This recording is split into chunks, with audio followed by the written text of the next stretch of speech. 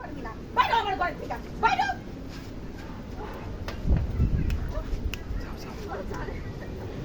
আরে তুই যতদিন এই সংসারে পৌঁছবি মানব সমাজ সব করছি, তুই যে একটা নষ্ট মেয়ে, তোর এই সংসারে কোনো জায়গা নেই, তুই আমার ছেলের যোগ্যই না, বাইরে আমার বাড়ি থেকে। কি করতেছো তুমি? ভাবি মারতেছো কেন? আমি কি করতে? মারতেছি কেন জানতে চাস?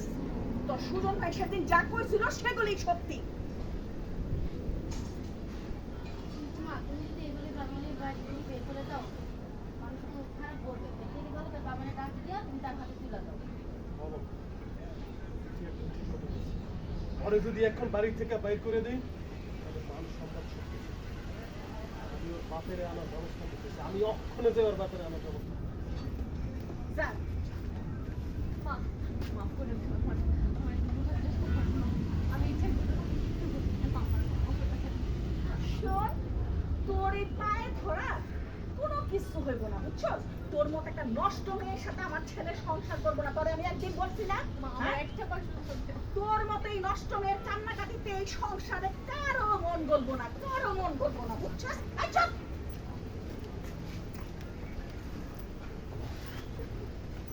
না